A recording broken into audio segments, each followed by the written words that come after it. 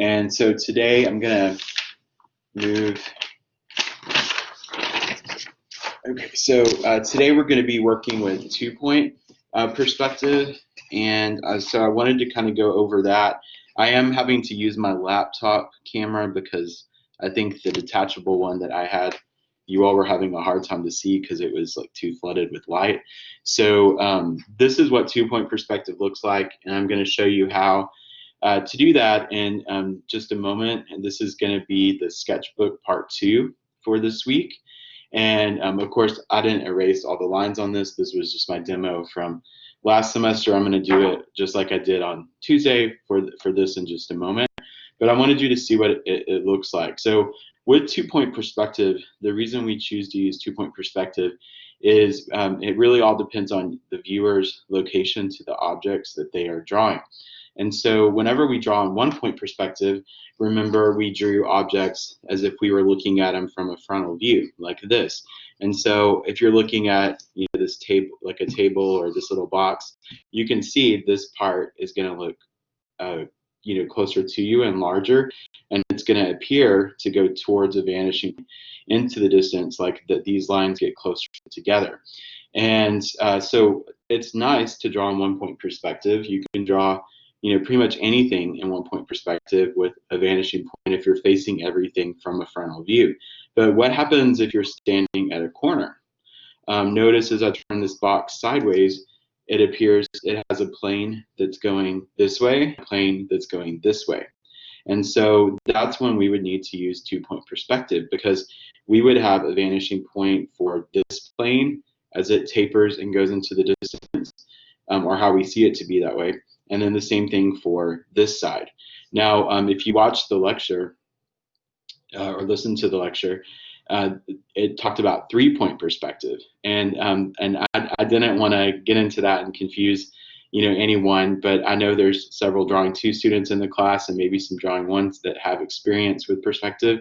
So 3-point perspective is when you have a third vanishing point, and that's for when things are really tall.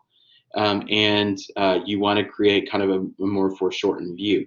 So if, let's say, this little box was a skyscraper and I was standing way down here at the bottom looking up, don't you think, because this would be a really tall skyscraper, because it's going away from us up and then also to each side, it would appear to have a vanishing point in the sky too. And so that's when we would use 3-point perspective if we wanted to. So drawing 2 students, you're welcome to challenge yourselves if you wanted to try that for the sketchbook part 2, or for the box city, the 2.1. If you want to try 3-point, go for it. Like it's pretty simple. You just will add an extra, and I'll show you in the demo in a little bit how to do that for those of you that may be interested. So when we're down at the bottom, if we were looking up and from a corner, because it would appear to go to a point looking up in the sky, we call it 3-point perspective.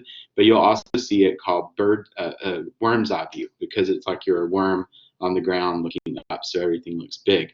Now, the alternative to that is 3-point perspective, but what we call the bird's eye view. So let's say you were on top of this skyscraper at a corner looking down.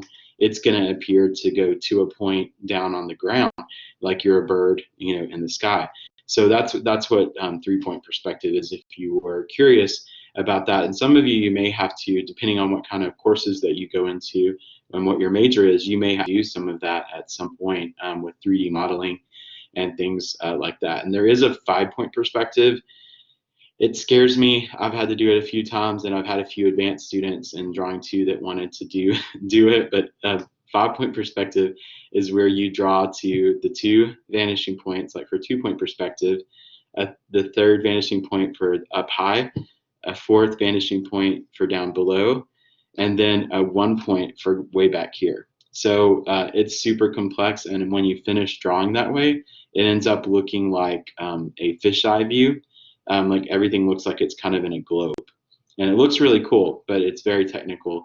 And I think I have an example of that in the PowerPoint lecture that you all had to watch if you wanted to see that. But it's pretty challenging. I had one student one semester who did a really beautiful drawing for the box city one, but he used 5-point perspective, and he put that forward as his piece to discuss for critique, and everyone in the class was amazed, and I was amazed that he, figured it out with the little help that I gave him.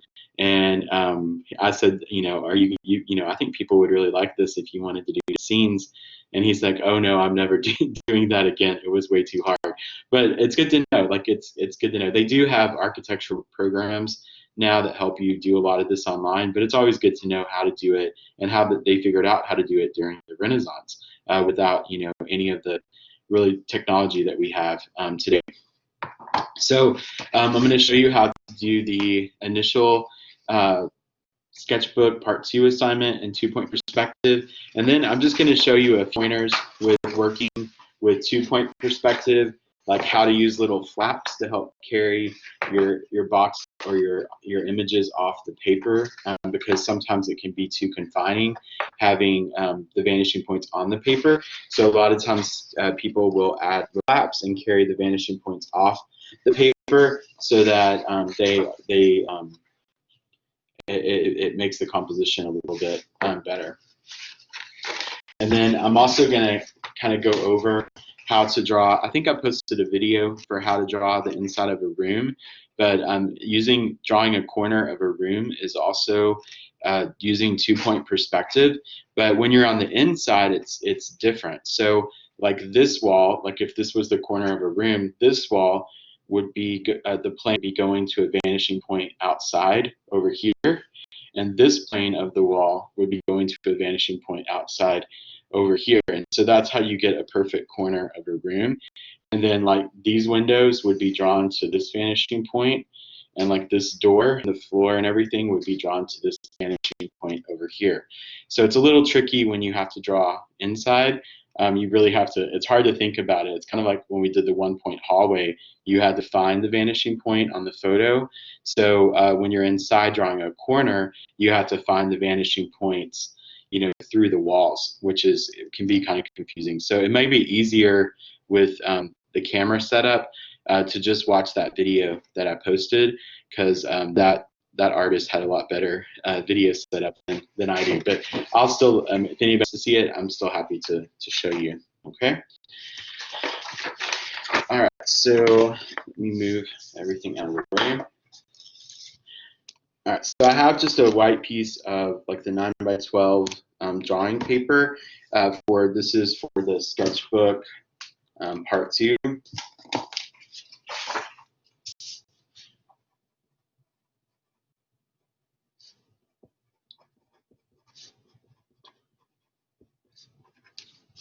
So Sketchbook 4 Part 2.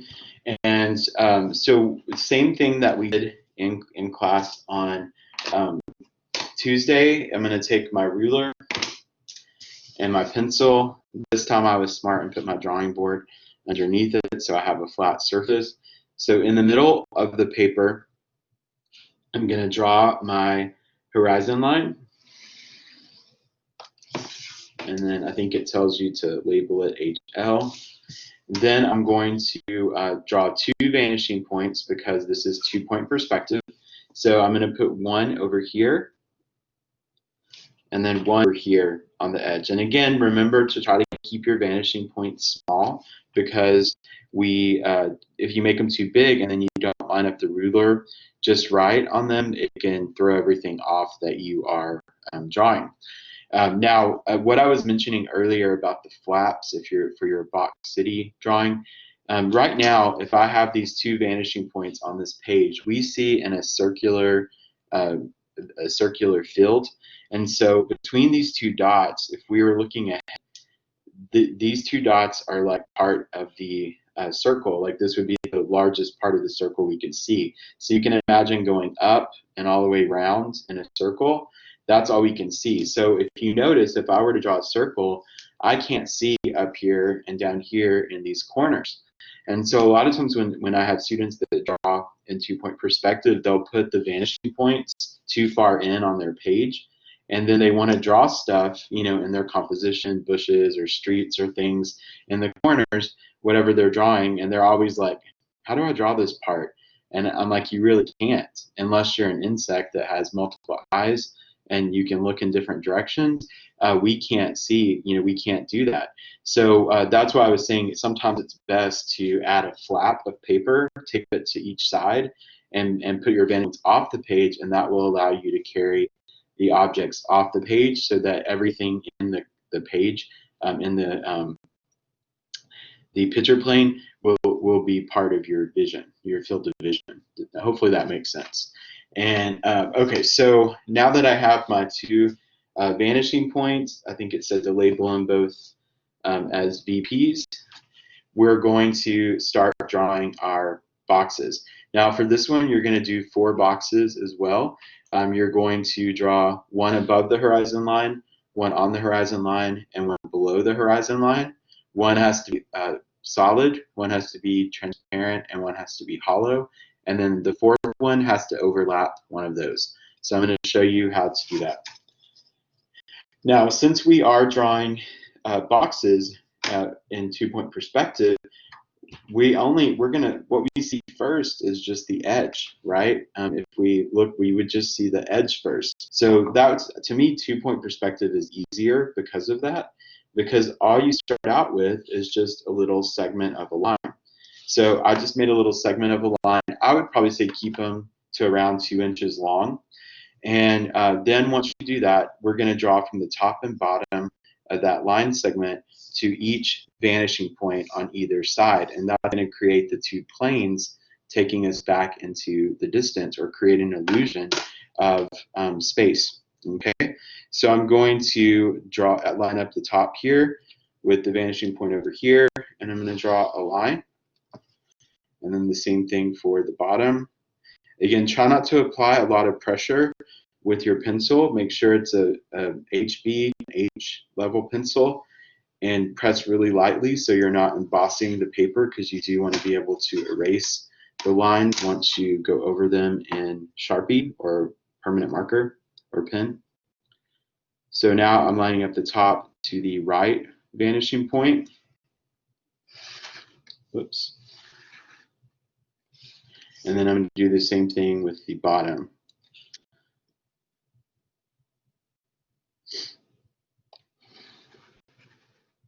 Okay, so now you can see it kind of looks like a floating fence, right? Like these 2 planes in either direction. So just like with 1 point, remember once we drew the orthogonals going into the distance, we had to determine how far back we wanted the box to go. So now we have to do that since it's 2 point for 2 sides. So all I have to do is line up my ruler with the initial little line segment, and then I'm going to slide it over, keeping it parallel to the initial line segment.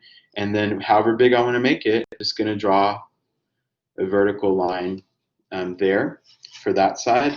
And then for the other side, the same thing, line up my ruler, keep it parallel, and I can draw it whatever size that I want. Right. So now it kind of looks like a book that's opened, that's facing away from us. So now we have this, what looks like 2 sides, but we really need the bottom, right? So sometimes I have students, they're just like, well, I'm just going to draw some lines and make it look like it connects. But remember what I told you with linear perspective is you never have to make anything up. There's always a right way to do it. So the right way to do it is to draw from this side, this corner, to this vanishing point, and from this corner, the right side, to the left vanishing point. And then where those cross, that's going to give you your back corner. So to me, I don't know, I think the 2-point perspective is really fun. To me, it looks more dynamic than 1-point perspective. So I drew from that corner here, and now I'm going to draw from this corner to this vanishing point.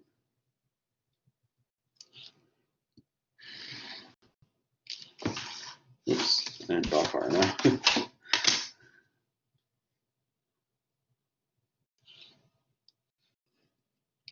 All right, so now you can see I've got like a perfect floating 2-point perspective box. So I'm gonna, just like I did before, I'm gonna go ahead and make this a solid one. And I'm gonna outline it with pen. And I'm gonna leave the orthogonals for now to show you a little trick that you might find helpful.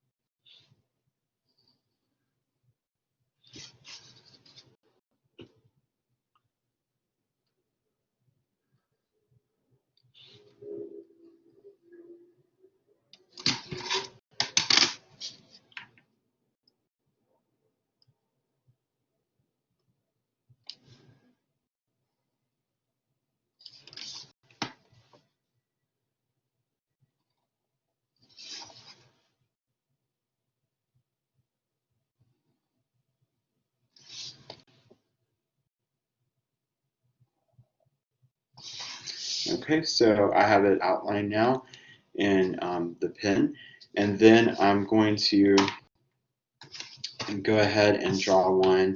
Let's draw one on the horizon line. Now it can get kind of messy with 2-point perspective because you have all of these orthogonals. So if you want to do one at a time and erase them all, you can. But the reason that I left them is because let's remember how I showed you with 1 point how you could use the same orthogonals to draw one to make it overlapping. And so you can do the same thing here. If I wanted to use the same orthogonal on this side, I could draw a little line here, like this is another box that's starting, and then I can draw from the top of it to the vanishing point over here.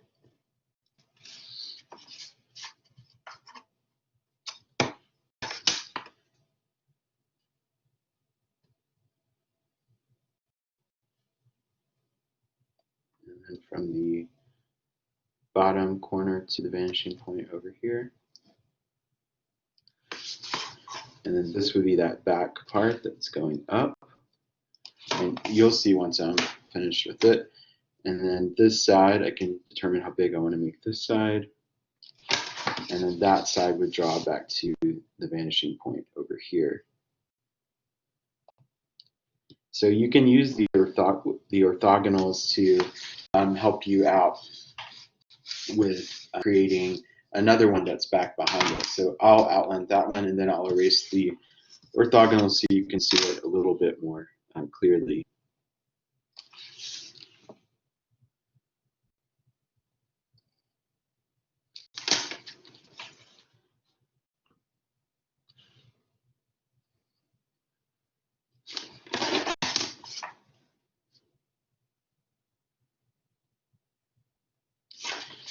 And when I was in junior high, I actually took a class called, I had to take it, it was like a requirement at the school I went to for all the boys, which was kind of weird. But they made me to get out of art class the second half of my 8th grade year to take this class called Industrial Technology and Woodshop. And we had to learn how to do technical drawings like this and how to draw like auto parts, mechanical parts, and then do all the block lettering, and then design like furniture and things like that. And then we had to actually go build some of those things like we were in a factory.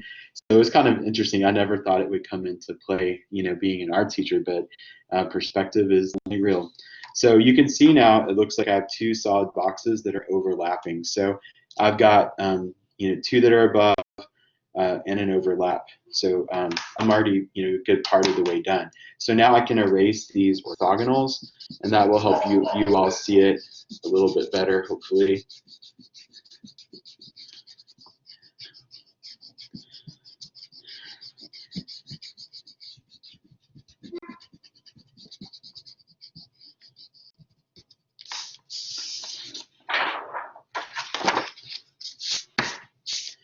Okay, so you can see that looks a lot cleaner, and I'll erase the rest of the pencil now. So I've got my overlapping, and I've got my solid one, and then one above the horizon line.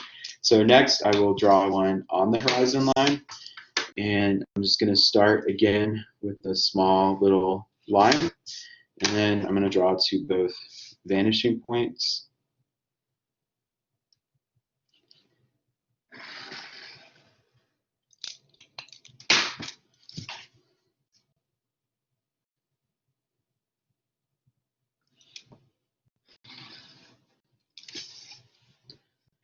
I think I told you all this on Tuesday, but the once you get really good at perspective and you're able to line things up with the vanishing point, you'll get to a point where you don't have to draw all the way to the vanishing point because you know you're lined up with it.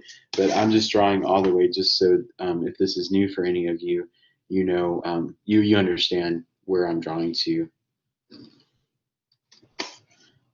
Okay, so I'm just determining how big I want to make each side of this box. Now remember, when it's above the horizon line, we see the bottom of the box. If it's on the horizon line, we don't see the top or bottom because we're eye level. And then when it's below, we see the top of it. So I've got my 2-point perspective box on the horizon line here. I'm just going to outline it with my marker or my pen.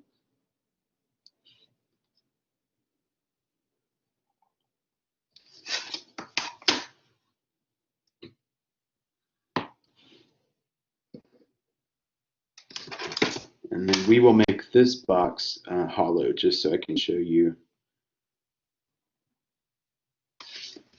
what that would look like.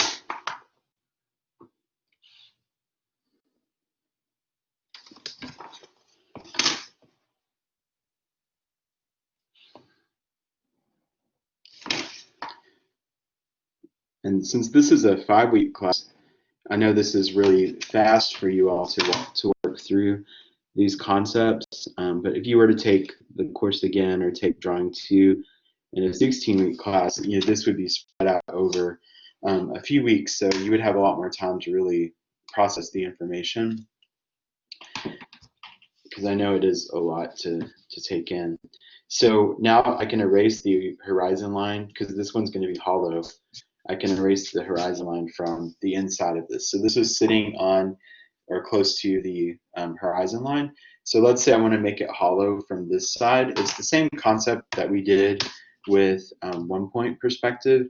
And this time we're going to be drawing to whatever side you're drawing to, you'll draw to that opposite vanishing point. So if it's like I'm going to look in, so let's say this was how we were looking at it. It's like we're looking at this like it's hollow. And so again, like we talked about earlier this week, depending on how far I turn it, you may see part of that back corner, the back corner on the inside.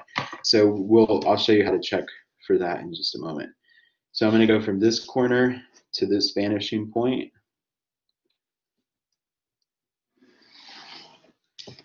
And then this corner to this vanishing point.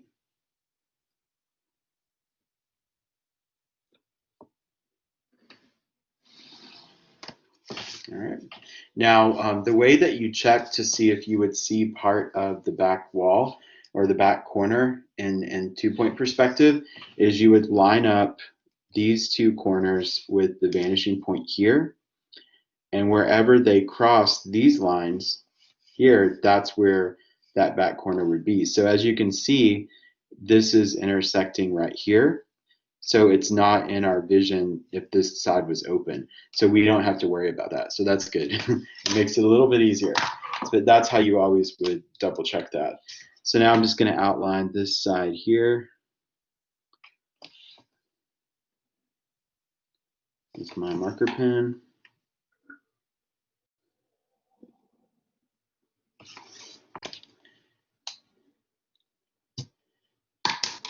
Then I can erase all of these orthogonals.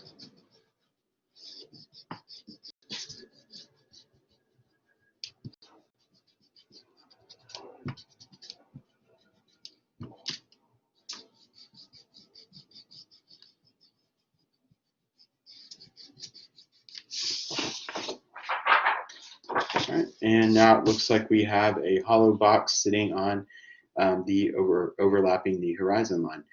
So pretty simple concept. Now we're going to do a transparent one below the horizon line.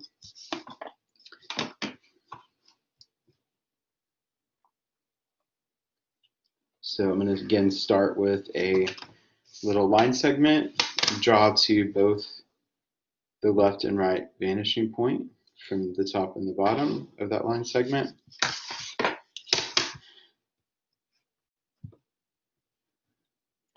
is really new to you, what you may want to do is pull up the video once it's posted, and you could follow along and just pause it, each step, and just do it right along with me in the video. Where that's one of the advantages, I think, of having these courses online right now, because when it's face to face and I have 15 to 20 students, and everybody, I do one demo, it's kind of hard for everybody to gather around the easel and see me drawing these light lines with pencil, and then they all have to go back and work, and I'm walking around the classroom, and depending on how much time is left, I can't always get around the room. So at least you have like a little bit of a better view, since the camera is capturing this up close, and then you can pause the video and come back to it later. So hopefully that's helpful. So now I've drawn to both vanishing points, and then I'm just going to determine how large I want to make the sides of this box.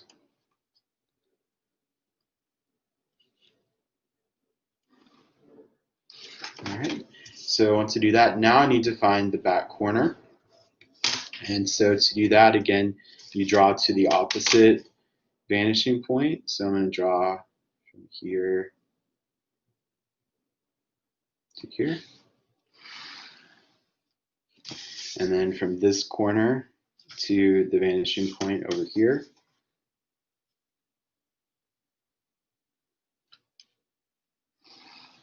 And you can see those intersect right back here to make that back corner. Now, that's to make it solid. So like I told you all, I like to do it step by step to make sure I don't mess up. So I always come in, and at this point I'll outline it to make it solid, so that later when I draw what would make it look transparent, I know which lines are the solid lines and which lines are the lines that I would see through it if it was transparent.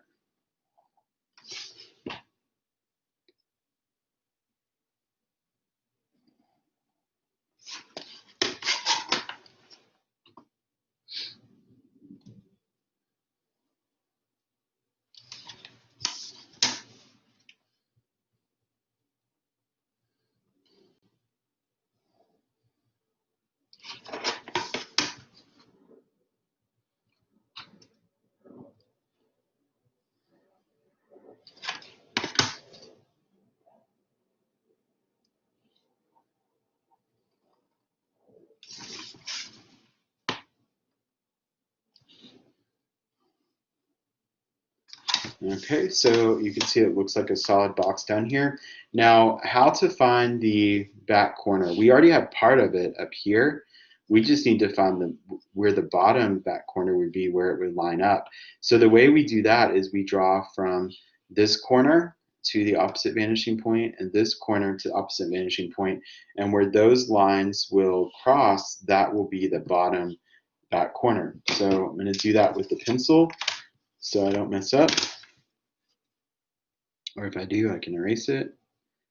And this is where, if you don't keep your lines super perpendicular or to the horizon line or parallel to each other, this is where your back corner could be kind of at an angle if you didn't quite line everything up right. So if you encounter that, just beware.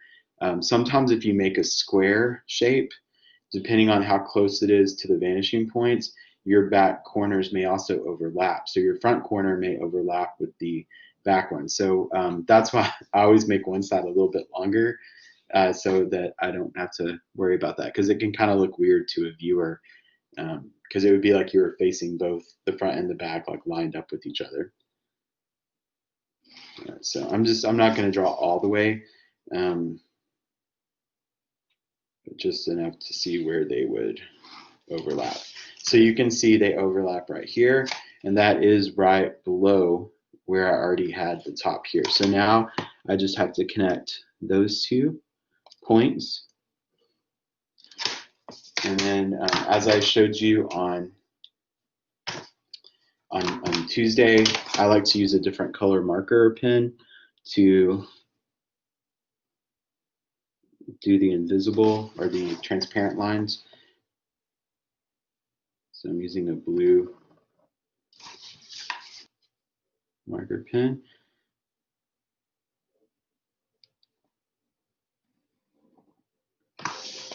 Okay, so now I have my little transparent box down here. The only thing left to do is I'm going to go over the horizon line and everything I was supposed to label with the marker.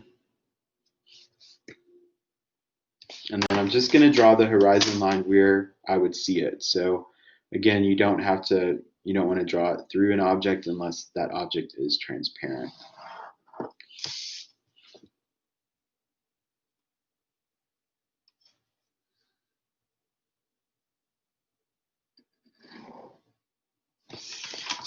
All right, so I should be able to erase all my pencil now.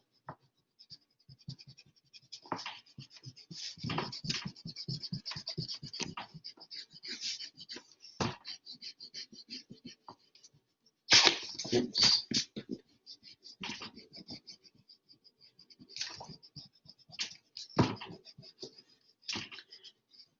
If you just saw, I just wrinkled my paper. If that ever happens to you, or let's say you're working with the watercolor and India ink and it wrinkles your paper, you can always take a t-shirt and put it on top and then iron it and with no moisture. And sometimes that will help you get out wrinkles and flatten out your paper once it's all dry.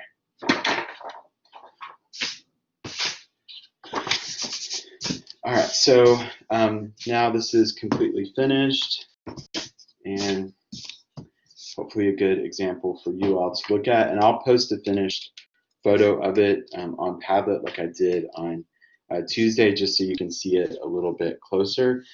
So here we have the overlap and a solid box. This one is hollow.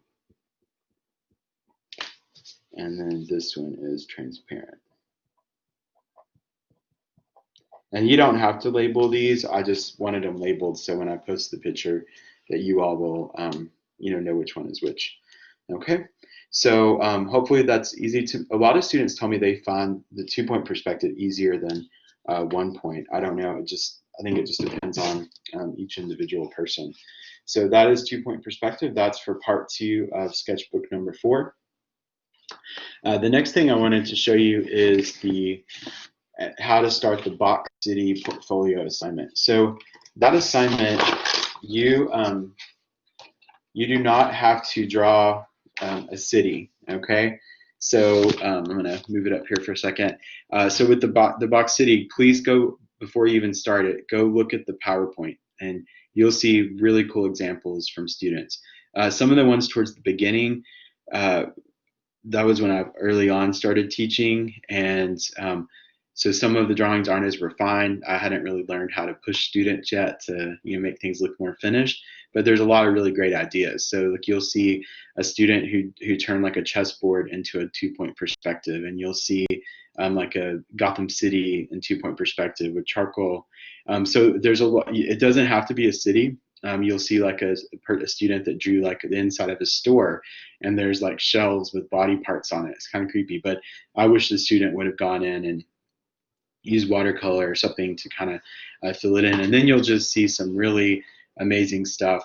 There's one drawing that I have where there's some that are just so well done with pastel that to me it blew me away, because most students struggle with pastels when they first begin using them.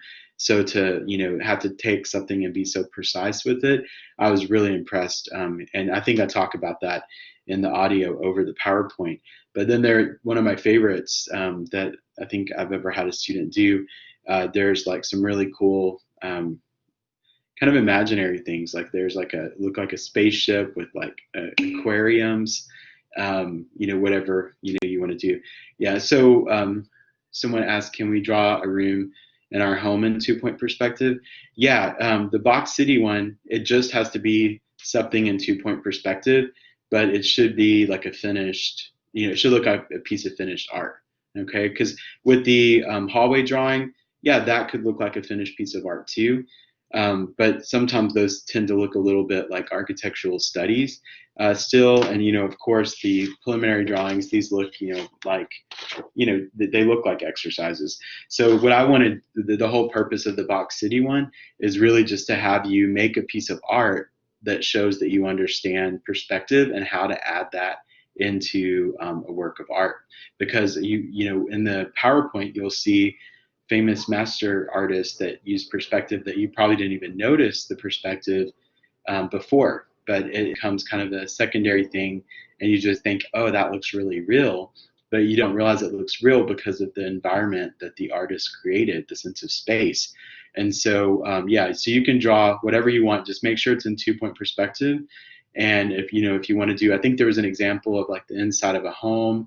There was one of my favorite ones was I think I have it in the PowerPoint, but it looks kind of like a surrealistic desert landscape, and there's like a little figure walking, and then there's this like big kind of you can't tell if it's futuristic or really old, but just this big pillar just kind of in the middle of the. You like that one? Yeah, me too. It reminded me of like some ancient Egyptian ruins. So I thought you might like that, Kathleen. But that student, he was awesome. He actually worked at the bookstore, and he took my class. He was a practicing artist already, and he took my drawing one class. And the first day he said, you seem like a nice teacher, but please don't be offended if I don't do all the assignments, because I'm a real artist, and I have a hard time working within the confinements of an assignment.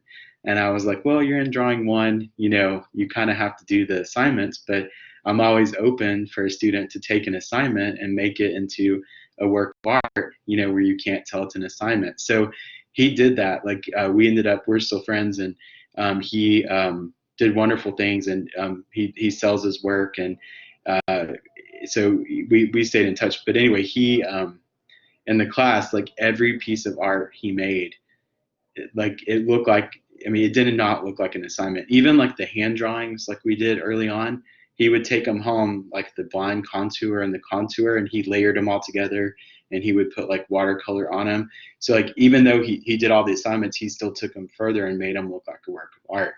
His self-portrait, it looked just like him, but then he also added some like kind of expressive lines into it for um, the ink and rubbings. He was the one that did all those birds. Those, if you remember those like birds that were flying, that was his work too.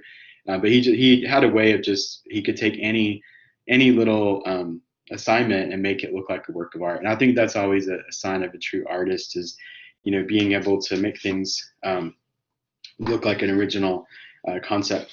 So for the Box City, the reason I suggested using these flaps is because it's up, depending on what you draw, it doesn't have to be from observation. So having these flaps, you can't see what I'm doing. Hopefully you can see now. So I have a flap on this side and a flap on this side. And then I just started with a line here down the center, and then I drew it to the vanishing points off of the paper. And then I could draw, what you could see then, the building or structure, whatever it was going to be, it goes off the paper. And then when you're done with the drawing, you just take the flaps off. So that may be a way for you to draw larger, where you don't have this little vanishing point on your paper, because that vanishing point is like the end of the earth on that side. So it's when you have both of those on a piece of paper, it's kind of limiting, like I said, for the composition, because you wouldn't see what's in the corner.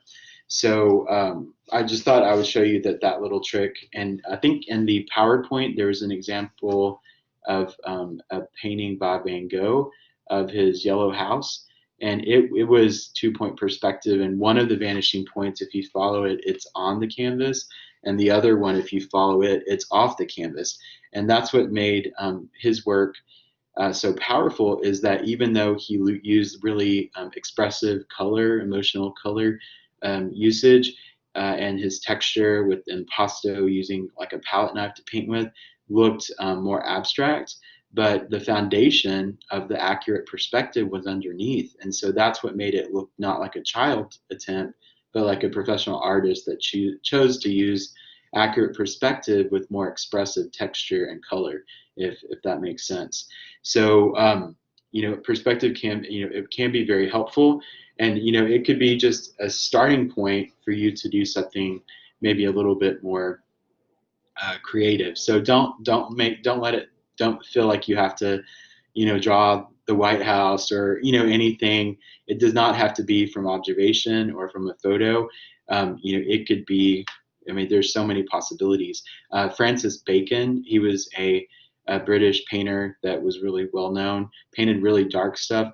He often, in his paintings, would have like an indication of 1 point or 2 point perspective with all kinds of drips and smears and distorted figures, because it just creates like an environment and helps kind of create unity in the piece. So as long as there's 2 point perspective in it, you can do really whatever you want to, whatever medium you want to use, whatever imagery you want to use. I have some more, I think, in the PowerPoint. There's one with all these colorful boxes floating like in outer space. That student did it all with gouache, which is an opaque watercolor. And then she ended up getting that piece into a district competition and placed, and I think it went to a national competition after that. So again, these are assignments, but you can make them a work of art that you could use in your portfolio for getting into another school or for exhibiting your work, whatever you want to do. So I think that's pretty much it for what I have for today. So you could put the flaps, put the vanishing point, and then just draw to it. Again, if you keep them on the vanishing point, it's just going to be limiting to what all you can draw in your field of vision.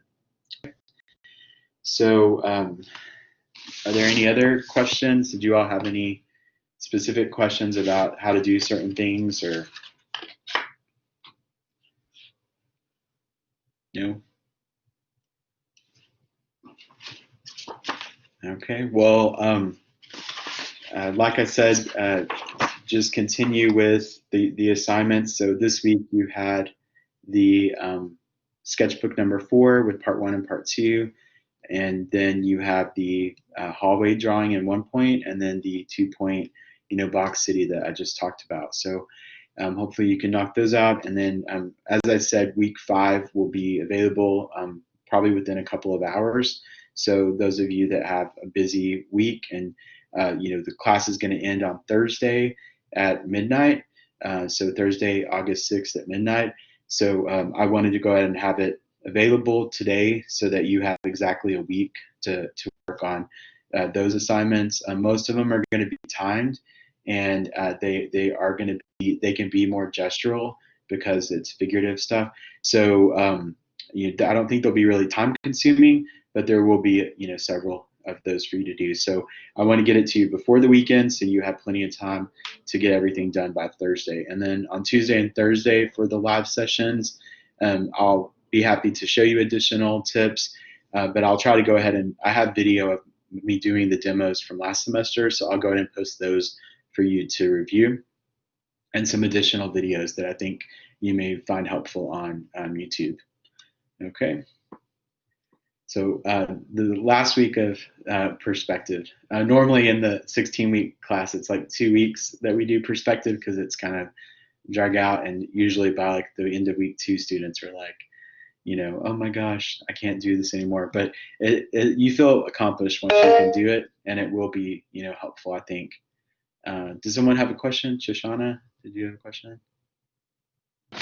Yeah. For the cityscape portfolio assignment, did you want us to draw from life? Okay. Oh, for the box video or the 2 point one? No, it can be imaginative, or it could be from life, or whatever you want. As long as there's 2 point perspective in it, it's up to you what you want to draw. I've had students draw like books in 2 point perspective, or they've drawn other things. So it's there's a lot of examples in the PowerPoint. So it's really whatever you want to do. So I would try to think of something. But it can be from an image, because I feel like that's perhaps a little easier. Yeah, it could be, but it's also you get to choose the imagery. And if you use the reference images, I would just let me know if it's not an image that you took. But I would try to think of something more original, or work from one of your own photos if possible. Right. Do you have any advice if I were to draw live, like for a building, let's say? As far like advice, as far as like step by Is there step. is there a different way to approach it, or is it You more or less the same method? you could use kind of the same method that we did for the hallway. It would just be in 2-point perspective. But you would just have to be sitting at a corner, and then you would have to find the two vanishing points rather than. So if you had printed a photo, find the two vanishing points, and so then if you're drawing the photo to scale, you'll be able to see once you go along the sides of the architecture, you'll be able to see whether the vanishing points are on the photo on the within the picture plane or not. And so you'll know if you have to attach a flap to find the additional one, and then you would just have to add those to your paper too to help you enlarge it to your paper. Does that make sense? Kind of. I don't have a picture. Let me see if I can find a picture really fast to show you. Well, from the hallway with the photograph printed out, we were finding the angles from the photograph. Mm-hmm. So I guess I'm not so. Yeah, well, this one doesn't have to be from observation. Like um, this one is going to be whatever you all want to draw. So usually I leave it more open, and then let's see.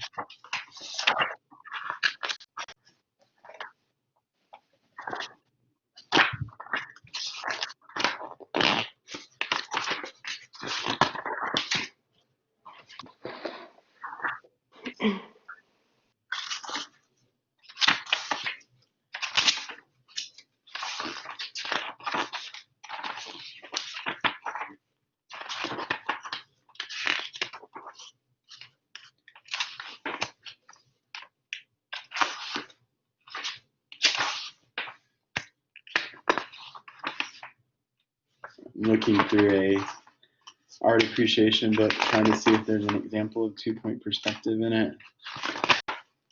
It doesn't look like there is, though. It's weird.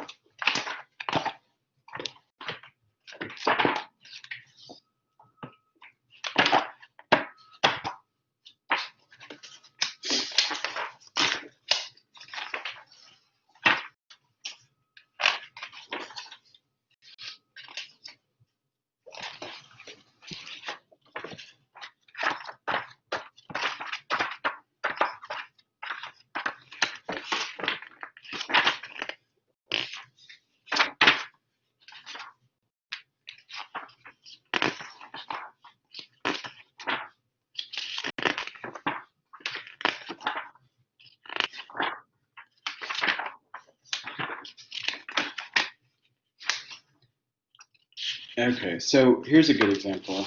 Let me turn the camera down.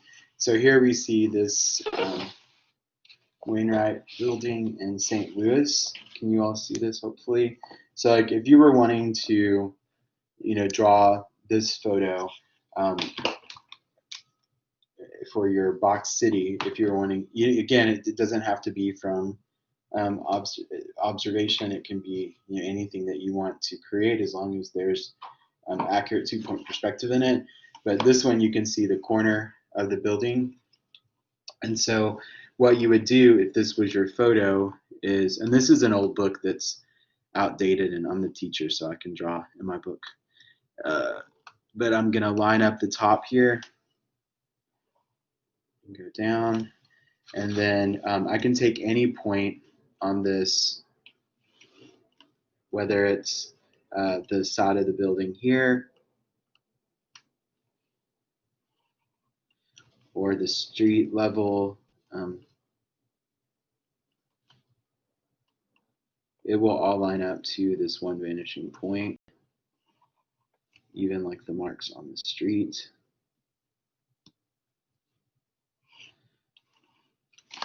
But then on the other side,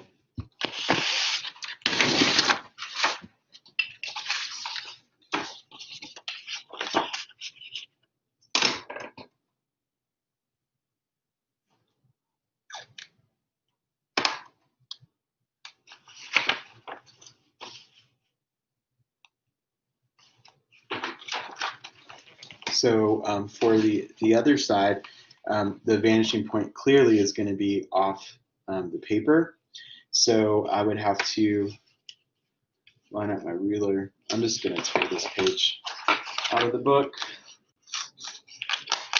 I promise this is a really old book, so please don't think I'm destroying a book that somebody could use. I actually pulled it out of the recycle bin so I could use it for images to work with for the pastel one. So now I can draw and find the vanishing point on this side. So I'm lining it up with the top of the architecture here. And then I can use another line from the relief designs.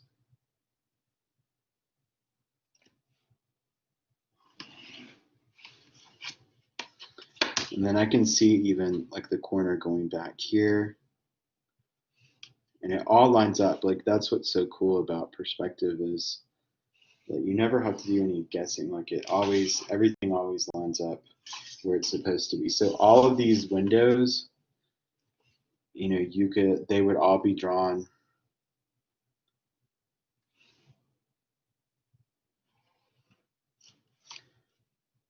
to the same two vanishing points. So now that I have my two vanishing points, my horizon line would be here where I would connect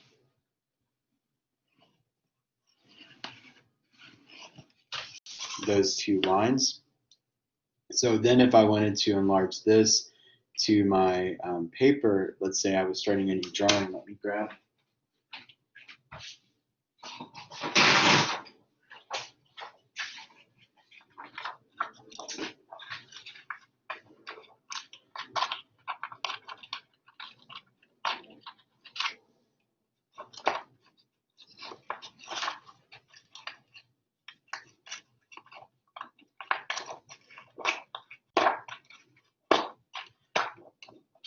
Sorry, my OCD won't let me draw on a piece of paper with like this torn edge.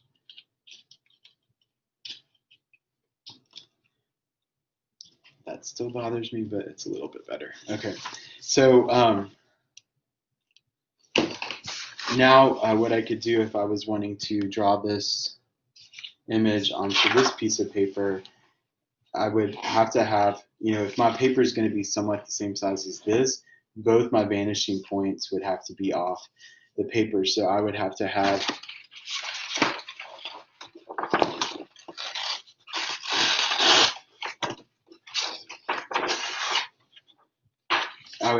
like little flaps to add to the paper. So I'm just going to tape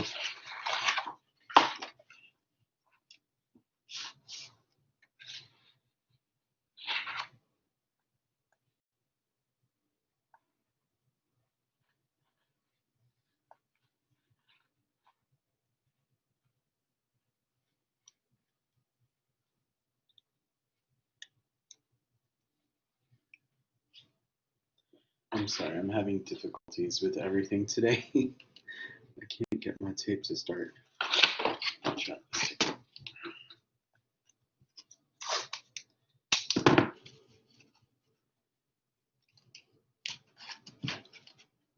So I always just try to find like scrap pieces of paper that I have to do for the flaps. And they don't have to be this large either if your vanishing points don't go that far off of the page.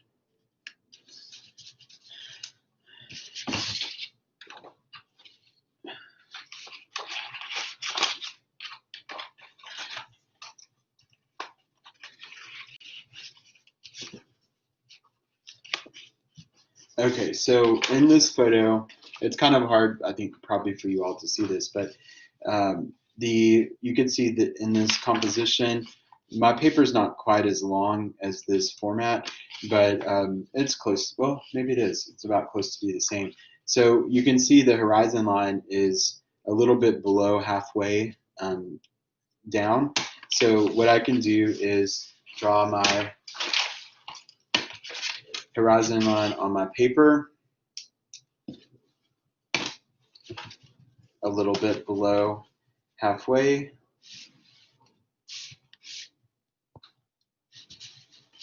I can't tell what you all can see, but you can see. So I'm going to draw my horizon line about halfway, a little less than halfway down. All right. And then this vanishing point is, you can see it's only a couple of inches from the edge of the paper. So I can continue my horizon line off the edge and maybe put the vanishing point about here. And then this one, you can see it's pretty far off the edge. So I can carry this one. It's not as easy to do it as the hallway one since it's on the paper. But this one I'm just going to carry off the page quite a bit more. And then I can see the edge of this building starts, it's a little off center and then goes all the way to almost the top of the building. So I can, and it goes off the bottom edge. So I can kind of go off center here.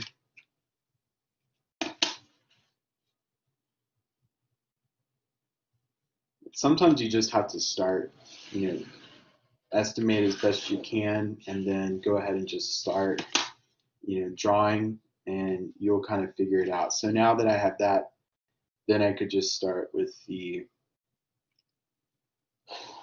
top of this building,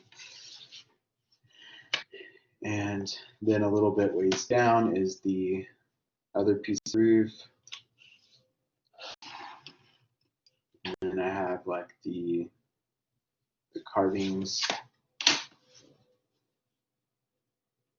the relief carvings.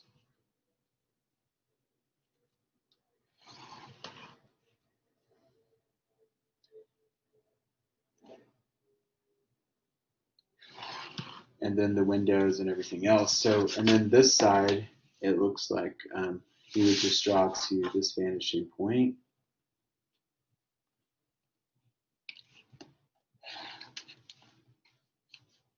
And then a lot of these things would be lined up because it's going to continue around that side as well. Oops.